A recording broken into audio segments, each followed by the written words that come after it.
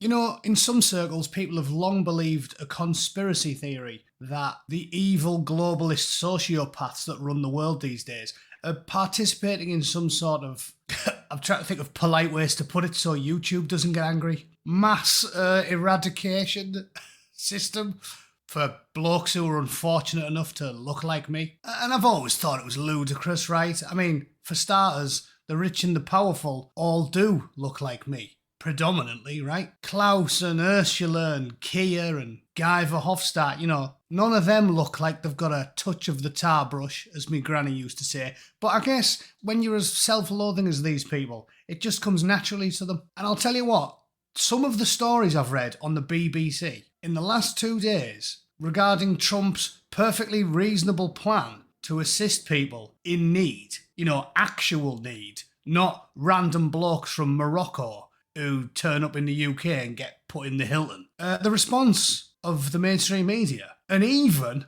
I'll get to this momentarily, the AIs, right, who appear to have been programmed almost exclusively by sparrow-boned soy boys in Silicon Valley. The response of them to the perfectly reasonable plan to give asylum, I mean, heaven forbid we give asylum to a few dozen people that look like they holidayed in Blackpool for the last 20 years. Heaven forbid we do that. Because this story on the BBC is basically looking for any excuse, any reason that can possibly give some of the worst people on earth a pass for persecuting, and in some cases, you've all seen the footage, openly calling for mass murder. The BBC skirts around these issues, and so do the AI. But I won't. I'm going to show you some undeniable evidence about what's going on over there.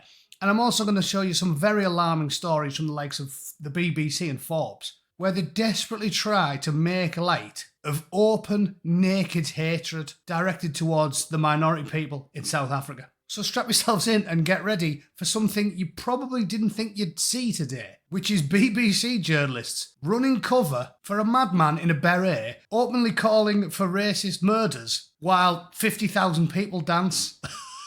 But the BBC didn't notice any of that. I guess the genocidal race hate stadium gigs, packed to the rafters with thousands of cheering supporters, I guess they slipped under the radar.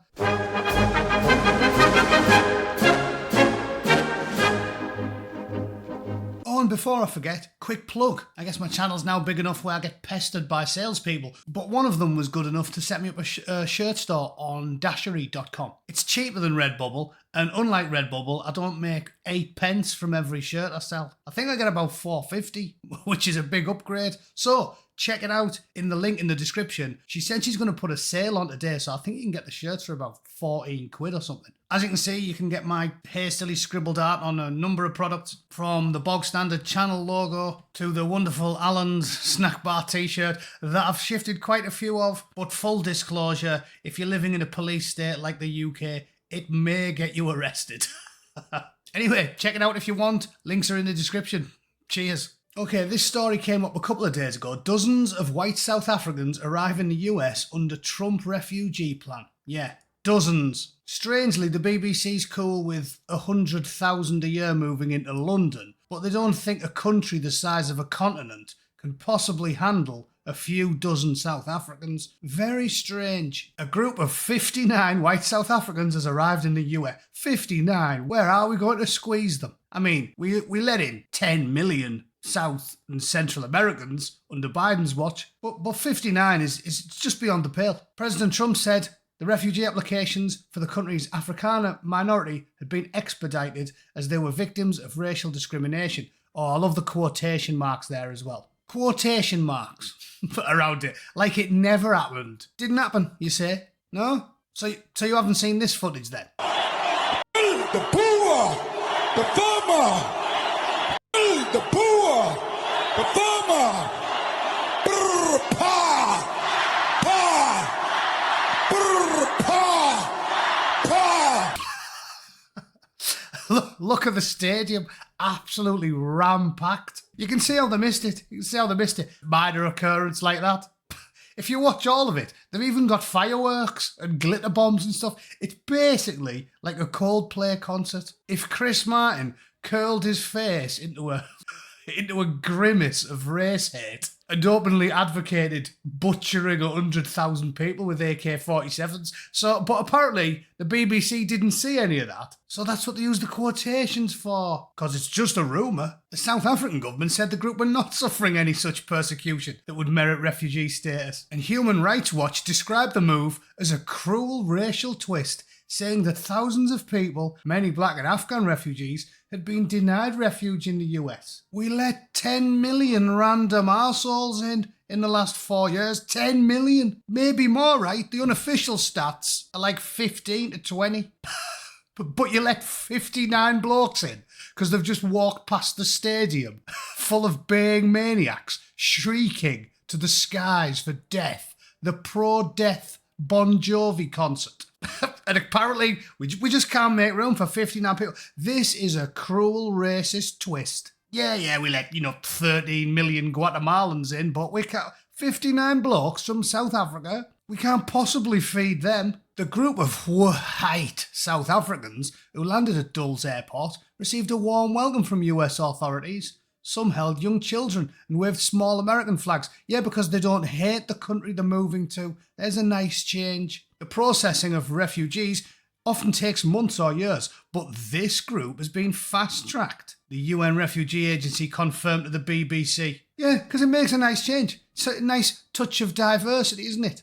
I'd love to know, of the millions and millions of random hairy-ass blokes who turned up in the UK in the last 10 years, how many looked like this lot? Do people know the dictionary definition of the word diversity? Because if they did, they'd point out that there isn't any diversity in the people that are being granted refugee status. So logically, it makes sense to me if there's absolutely zero diversity in the people that we're giving refugee status to. And, we've signed off on 20 million of them. Maybe it's time for, can we not add a touch of diversity to that programme? No? Sounds like a good argument for a fast track to me. Is that not perfectly logical? If I was at a UN food tent, an aid tent, handing out rice, and the first 50 blokes in the queue were all 25 stone, and Kate Moss was chilling at the back, I think I'd move her to the front of the queue as well, the skinny dying rat. President Trump said farmers are being killed. They happen to be white, but whether they're white or black makes no difference to me. That is racist hatred. I can't believe he even published such detestable calls for violence. And the whole story reads that way. It's the BBC running cover for just naked hatred, attempting to paint Trump as the bad guy for giving people refugee status and denying the evidence of your own eyeballs and ears, the evidence that everyone on planet Earth knew until yesterday, that the South African government is meting out what it sees as justified revenge, violence, discrimination and hatred against the white people in South Africa. You know it, I know it, everybody knows it. And I'll prove it. I'll use another left-wing media source to point to some other distinct examples. Remember this one from 2023? Forbes. Again, attempting to minimise this type of stuff. Here's what to know about South Africa's Kill the Boer chant. As Elon Musk sounds alarm. Here's what to know. Like it's ambiguous. Like the dancing stadium is ambiguous and we're just, being needlessly harsh on the poor devils. A chant of a song called Kill the Boer at a political rally in South Africa over the weekend sparked pushback in South Africa and the United States. Sparked pushback. Why would you push back against that? I feel like I've completely lost the plot. The way they're all ambiguously worded. Oh, for some reason it sparked pushback. Openly calling for wanton death. It's a controversial take. No, it's not a controversial take. It's about as controversial as claiming the sky's blue and the grass is green. Dancing and shouting mad shit in front of 100,000 people in a stadium isn't even remotely controversial. Unless you're a psychopath and you don't care about such things. The October 7th attacks were a bit more covert, weren't they? Because at least for the first 10 minutes, you would have thought those people on paragliders, they were like tourists. You could have been misled for 60 seconds, obviously until they landed and started machine gunning people. Here, it's just from start to finish, open, loud, overt race hate, constantly, daily, from a bunch of lunatics who happily tell you what they want to do and why they're doing it. But according to the media, here's what you need to know. Let's get both sides of the story in this deeply complex and mysterious debate. And I love this bullet point. Malema, who is black, defended the song in a press conference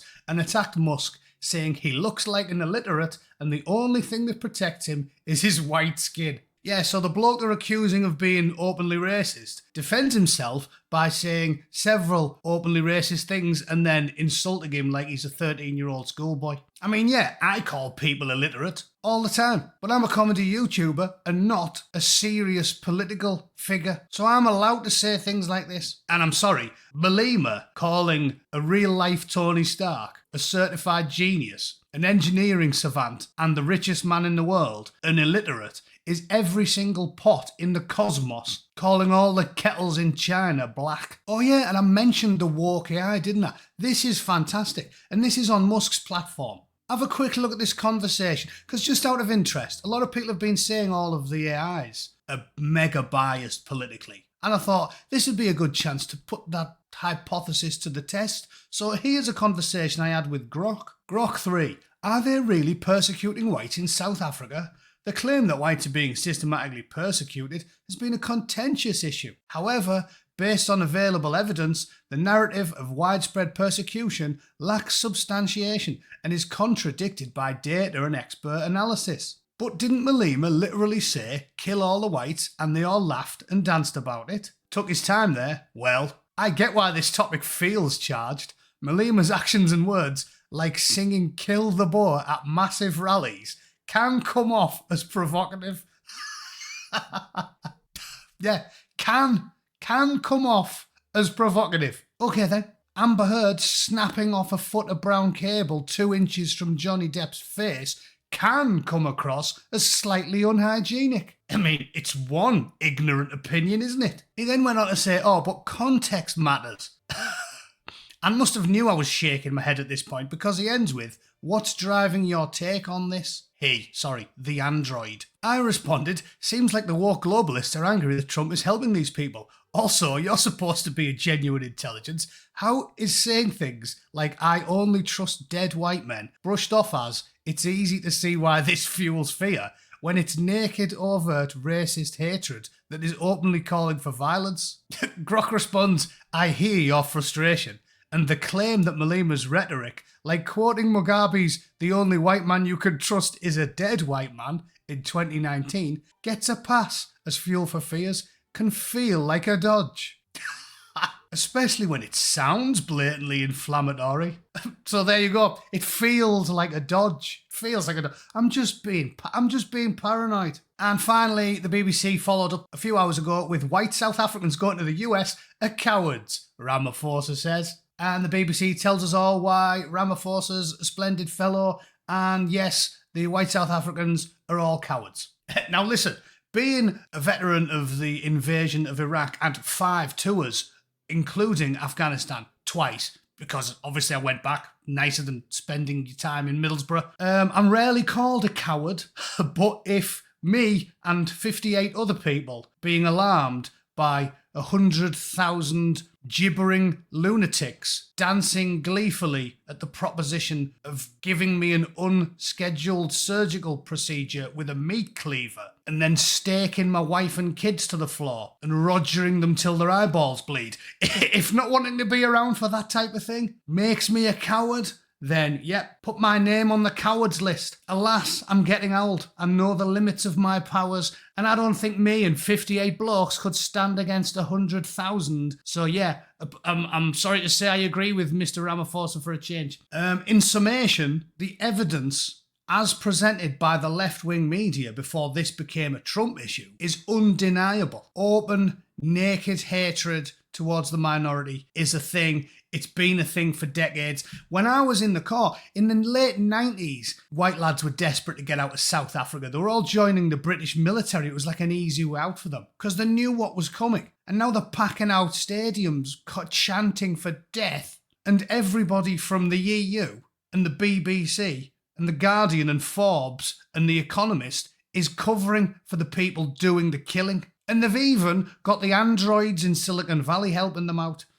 So it's just the same old playbook. You've seen it a dozen times. It starts with, it's definitely not happening. It's definitely not happening. Then it moves to, well, it might be happening, but it's only happening a little bit. And then it's happening, but it's a good thing. It's a good thing. So that's the truth of the matter. The evidence is undeniable. If you've got any sense and you can possibly get out of South Africa, I suggest you take it. Throw in an asylum application with the Orange Oracle and hope for the best. Because this isn't subtle political machinations going on here. If a packed stadium with raving lunatics calling openly for mass murder somehow passes you by, I think you're probably too thick to fill out an application, let alone have the common sense to get on a plane and leave. But that's just my opinion. If you think ram-packed stadiums full of maniacs with automatic weapons chanting for death definitely isn't an overt sign of racist hatred, please let me know in the comments. I'd love to hear your reasoning behind it. And I'll see you tomorrow. All right, thanks for tuning in. Toodle pip. Cheers.